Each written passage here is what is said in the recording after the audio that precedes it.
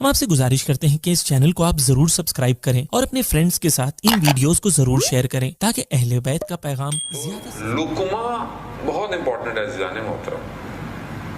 حدیث عنوان بصری کہ جو بہت فیمس حدیث ہے، جو آیت اللہ قاضی طباطبائی رضوان اللہ تعالیٰ علیہ آپ کی صلوات ان کے درجات میں اضافہ فرمائے. اللہم صلی علی محمد وعلی محمد. اپنے شاگردوں کو اتنی تاکید تھی کہ حدیث اپنی جیب میں رکھیں اور اس کو ہفتے میں 2 دن پڑھا کریں. حدیث بہت طولانی ہے، وہ فرصت نہیں ہے کہ میں اس حدیث کو کاملاً بیان کروں، لیکن اس کے اندر جو ریاضت نفس کا جو حصہ ہے اس میں جو ہے وہ کھانے کے متعلق بات کی گئی. عجیب ہے، انسان کو ہوتا ہے کہ ریاضت نفس یعنی کہ مثلا انسان کہیں کونے میں بیٹھ جائے، تسبیحاں پڑھنا شروع کر دے یا کوئی ایسے کر لے جو ہمارے عموماً ہوتا ہے. مولانا صاحب کو نسخہ دے دیں تو ہم بھی ذرا عارف ہو جائیں یا کچھ ہو جائیں. آیت اللہ عظمہ بہجت سے پوچھا کسی نے کہ ہم کیا کریں؟ ان کا جو جانتے ہو اس پہ عمل کرو، جو نہیں جانتے خدا تمہیں خود سکھا دے گا. تو ہم کتنی باتیں تو جانتے ہیں، کتنی چیزیں ہم جانتے ہیں، مگر ہم اس پہ عمل نہیں کر رہے ہوتے. اور اگر کونے کنارے پر بیٹھ کر ہی کمال پر پہنچتا تو پھر رسول خدا غار حرا سے نیچے ہی نہیں اترتے. حضرت جبرائیل تو آ رہے تھے، انہیں کیا پرابلم تھی؟ نہیں، معاشرت میں رہ کر آپ کو کمال پر پہنچنا ہے، معاشرے میں رہ کر کام کر کر حلال.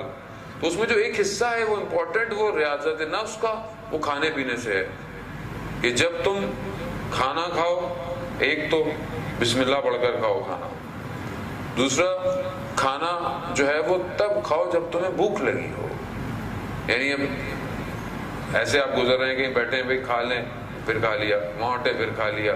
وہ جب تک وہ کہتے ہیں بھوک نہ ہو، حدیث ہے مولا کائنات، جب تک تمہیں بھوک نہ ہو کھانا مت کھاؤ.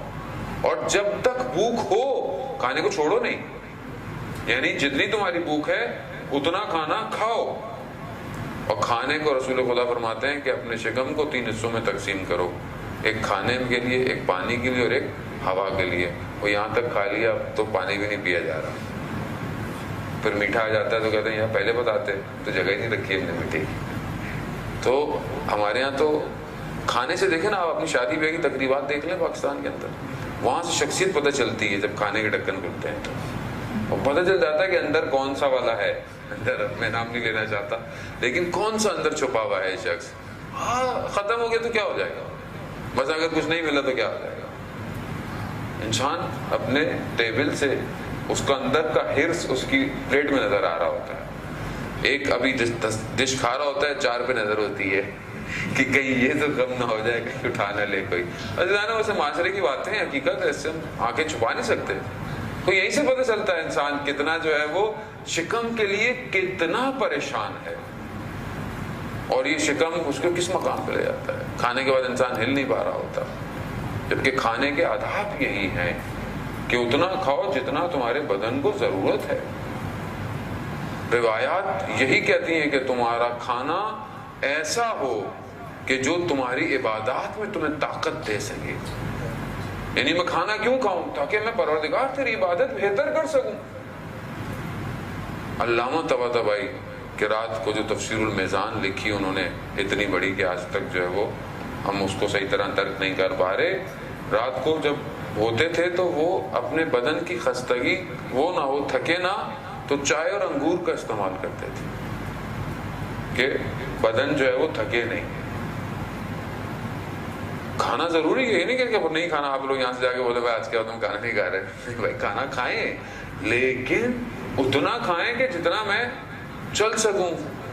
اور سائنس نے یہ پروف، سائنس اب ماشاءاللہ اب تو ہماری تو اللہ رسول کی تو بات کسی کو ماننی نہیں، سائنس کی بات تو ہر کوئی مانتا ہے کہ وہ سائنس بھی کہہ رہا تھی کیا بات ہے جی.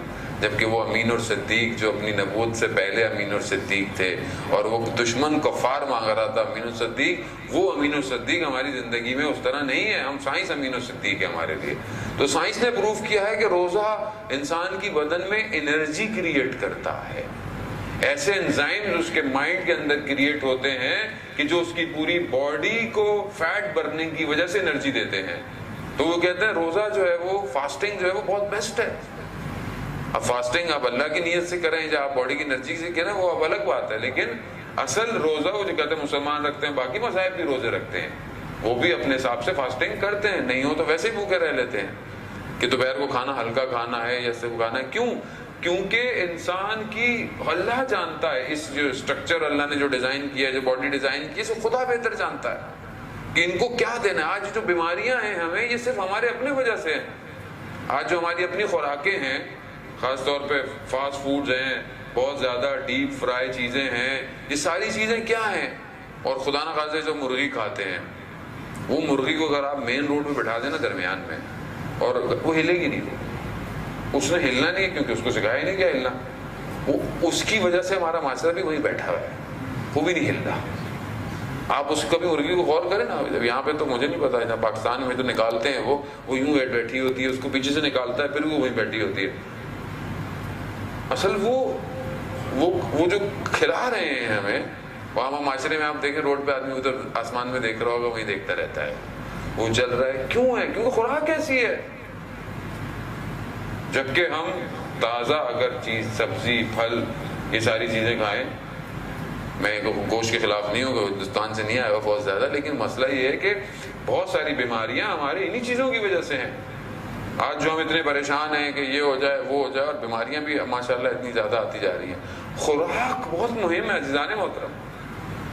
ایک بزرگ عالم کے بیٹھے ہوئے تو کہنے لگے کہ یہ جو دسترخوان پہ 4-5 چیزیں ہوتی ہیں جب انسان کے, اور انسان ایک چیز کھاتے ہوئے دوسری کی خواہش رکھے خالی, اور حلال ہے لیکن خواہش رکھے, تو وہ کہتے ہیں کہ لمبی لمبی آرزویں پیدا ہوتی ہیں انسان کے اندر. اور یہ آرزویں باہر دیکھیں گے, وہ یہ گاڑی یہ بھی لینی ہے, کسی شاپنگ مال میں کپڑے دیکھ لیے, یہ بھی, یہ آرزویں ہیں. اور یہ آرزویں انسان کو حرام کی طرف لے کے کھینچ کے چلی جاتی ہیں. جب آپ کی آرزویں زیادہ ہوں تو جب آپ پورے نہیں کر پائیں گے اپنے, تو آپ پھر حرام کی طرف متوجہ ہوں گے کہ بھائی کسی اور طریقے سے اس کو پورا کیا جائے. لقمہ اتنا مہم ہے, ایک لقمہ. نجف کے عالم بزرگوار تھے, کھانے پہ شاگرد نے بلایا ان کو, کھانے بیٹھے, چاول گوشت رکھا, انہوں نے چاول اٹھائے, تھوڑے سے کھائے اور اٹھ کے چل دیے. اب یہ پریشان ہو گئے کہ استاد کے لیے میں نے اتنا اہتمام کیا اور انہوں نے کھانا نہیں کھایا. اب کیونکہ شاگرد تھا, پہچان گیا کہ کوئی نہ کوئی گڑبڑ ضرور ہے. اپنی زوجہ سے پوچھا کہ آپ پاک تھیں, آپ نے کھانا نہ بنایا؟ ہاں. کیا نجس تو نہیں ہو گیا تھا؟ ہاں نہیں. کہا مطلب کسی جانور کے منہ سے تو نہیں کھینچا تھا مثلا, کہ کچھ ایسی چیز ہو یا کیا ہو؟ تو یہ گھر میں تو انہیں نہیں ملا, تو وہ قصاب کے پاس پہنچ گیا کہ بھائی تم نے صحیح کہا, ہاں زیبا صحیح تھا. بولے کیا تھا؟ تو کہا مجھے بتا دو, میں پیسے ایسے واپس نہیں لوں گا, لیکن مجھے کوئی ایسی چیز. تو اس نے بولا ہاں گوشت کا حصہ بلی کے منہ میں تھا, میں نے اس سے کھینچ لیا تھا. تو اپنے استاد کی خدمت پہنچے کہ آپ کو کیسے پتا چلا کہ مطلب اس میں کوئی مشکل ہے, کھانے کے اندر کوئی ایسی چیز ہے؟ کہا کہ جب تم نے دسترخوان پہ رکھا تو وہ کھانا نہیں تھا, وہ فضلہ تھا, وہ نجاست تھی جو ہمیں نظر آ رہی تھی. اب میں نجاست کو کیسے ہاتھ لگاؤں؟ کیونکہ ہمیں تو ظاہر ہے اب ہم اس مقام پہ نہیں ہیں. اب آپ بولیں گے اتنے دن مولانا رہ رہے ہیں, ہمیں اس مقام پہ تو لے جائیں گے ہم اس کو. لیکن بہرحال دیکھیں, مقام پر جانے کے لیے بھی بہت سارے پیکج چاہیے.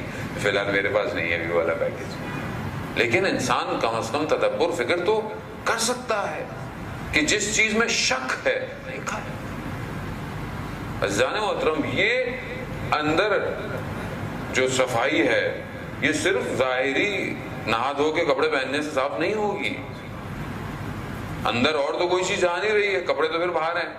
اندر یہ لقمہ جا رہا ہے, یہ پانی کا قطرہ جا رہا ہے. یہ بالکل ایسے ہی ہے جیسے ایک صاف گلاس کا پانی, صاف واٹر, بالکل شفاف ہو. کسی چشمے کا پانی آپ لے آئیں, ڈسٹل واٹر, ایک ڈراپ اس میں آپ سیاہی ڈالتے ہیں, وہ آپ خود دیکھیں گے کہ وہ سیاہی ایک قطرہ کیسے پورے پانی کو آلودہ کر دیتی ہے, ایک قطرہ سے. آپ بولے مان صاحب ایک لقمہ ہی تو تھا, ایک لقمہ جہنم میں لے کے جا سکتا ہے.